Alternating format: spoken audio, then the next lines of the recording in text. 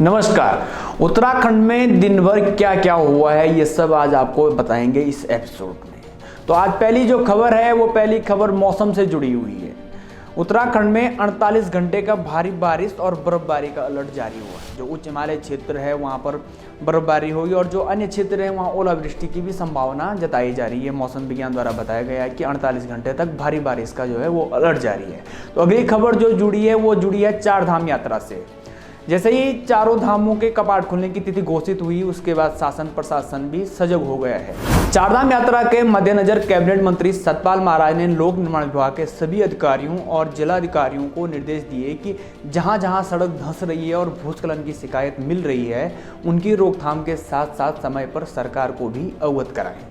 Cabinet मंत्री सतपाल महाराज ने शनिवार को यमुना कॉलोनी स्थित मुख्य अभियंता कार्यालय में लोक निर्माण विभाग के अधिकारियों के साथ समीक्षा बैठक की। सतपाल महाराज ने लोक निर्माण विभाग के अधिकारियों और जो वर्चुअल रूप से जिलाधिकारी जुड़े हुए थे उनको निर्देश दिया कि चार धाम यात्रा को सुचारू और निर्बाध रूप से शुरू करने के लिए सभी तैयारियां जो हैं वो समय पर पूरी की जाए। अगली खबर जो जुड़ी है वो उत्तराखंड भर्ती घोटाले से जुड़ी है। भर्ती घोटाला उत्तराखंड में चरम पर है। आए दिन कोई ना कोई भर्ती के जो लीक हो रही है उनके मामले आ ही रहे हैं। उत्तराखंड में भर्ती घोटाले का एक बड़ा अपडेट ये है कि अब इस मामले में जो ईडी है यानी प्रवर्तन निदेशालय अब इस पर शिकंजा कसने जा रहा है। पटवारी भर्ती मामले की रिपोर्ट को जो है वो पुलिस ने ईडी को सौंपी थी। ईडी इसे मनी लॉन्ड्रिंग मान रही है। इस मामले में जल्द ही ईडी बड़ी कार्रवाई कर सकती है जिससे आरोपी है जो वो उनकी मुश्किलें और बढ़ सकती हैं। अगली जो खबर है वो उधम सिंह नगर के बाजपुर से जुड़ी हुई है। यहाँ बाजपुर इंटर कॉलेज से एनसीसी कैडेट्स ने नशे के खिलाफ जागरूकता रैली निकाली।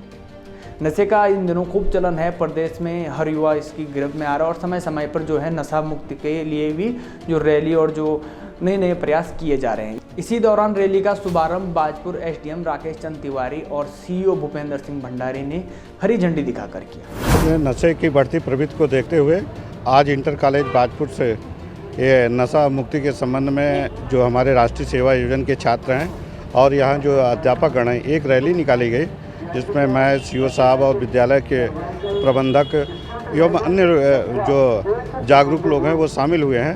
तो अच्छा एक माहौल क्रिएट हो रहा है और बच्चे जो है रैली के माध्यम से एक संदेश देना चाह रहे हैं समाज को।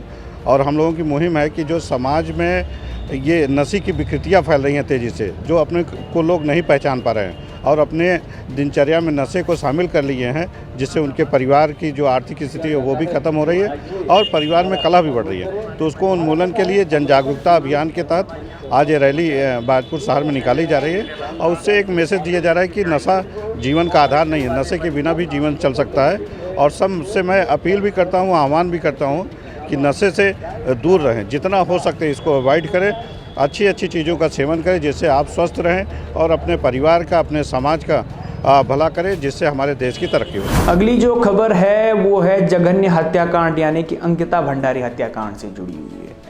क्या हुआ इसमें कि जो अंकिता भंडारी की मां है उन्होंने मुख्यमंत्री पुष्कर सिंह धामी को एक पत्र लिखा है और उन्होंने पत्र के माध्यम से कहा है कि जो डीजीसी जितेंद्र रावत है उनकी बजाय जो केस है उसकी पैरवी किसी अन्य भरोसेमंद क्रिमिनल ऑफेंस के वकील से करवाने की उन्होंने मांग की है।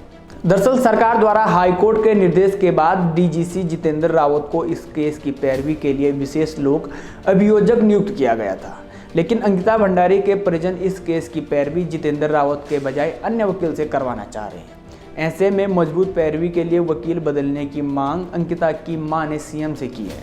वहीं अंकिता की मां ने सीएम को भेजे पत्र में आरोपी पुलकित आर्य की पॉलीग्राफी और नार्को टेस्ट के दौरान उनका प्रतिनिधि इस दौरान मौजूद रखने की भी मांग की है। यानी कि जब उनके जो पॉलीग्राफी टेस्ट होगा वहाँ पर इनके अंकिता भंडारी के जो परिजन हैं उनमें से कोई वहाँ पर रहना चाहिए, ऐसी उन्होंने मांग की और सीएम को इस संबंध में पत्र भी लिखा है। अगली जो खबर है वो उधम सिंह नगर के सीमांत खटीमा से है। यहाँ पर बाघ द्वारा एक व्यक्ति पर हमला किया गया जिसमें उनकी मौत हो गई। आपको बता दें कि हल्दी घेरा निवासी केवल सिंह अपने एक साथी के साथ जंगल में घास काटने गया था। उसी दौरान जंगल में उनके ऊपर बाघ ने हमला कर दिया और हमले में केवल सिंह की मौत हो गई। इस घटना की सूचना जब वन रेंज को दी गई तो जिसके बाद जो वन रेंजर हैं वो मौके पर गए अपनी टीम के साथ और करीब 3 घंटे की मशक्कत के बाद उन्होंने बाघ से वो सब छुड़ा पाए।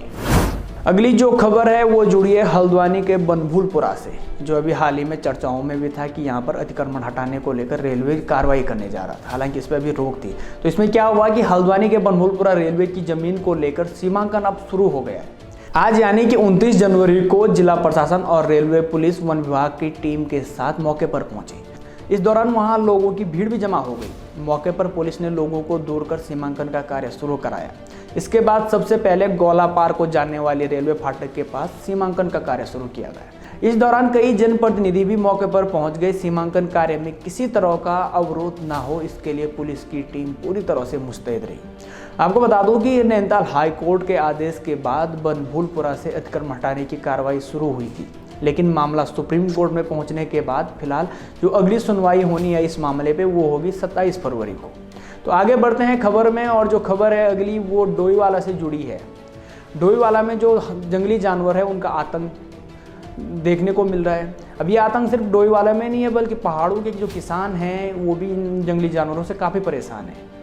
यहाँ पर जो जंगली जानवर है वो किसानों की फसल को नष्ट कर रहे हैं। और जो डोईवाला का मामला है तो यहाँ पर जो गन्ने की खेती है किसानों की, उसको नष्ट करने के बाद जो पहले तो हाथी करते थे, लेकिन अब जंगली सांबर, चीतल और नीलगाय सहित हिरन और सुमरू द्वारा भी जो किसानों की फसल है उनको नुकसान पहुँचाया जा रहा है। बीती शनिवार की रात्रि को भी सिमलास ग्रांट में इन जंगली जानवरों द्वारा कई किसानों की जो फसल थी उसको नुकसान पहुँचाया गया, जिससे परेशान होकर किसानों ने अब धरना प्रदर्शन शुरू कर दिया है। साथ ही जो वन विभाग है उसका पुतला भी यहाँ पर दहन किया गया है। फिलहाल इन खबरों में इतना ही। आप हमारे साथ बने रहिए। यदि आपके पास भी कोई खबर है, आपके क्षेत्र की कोई खबर है, आप हमें दिए गए नंबर और ईमेल कर सकते हैं। फिलहाल बने रहिए हमारे साथ और देखते रहिए न्यूज़ स्टूडियो उत्तराखंड।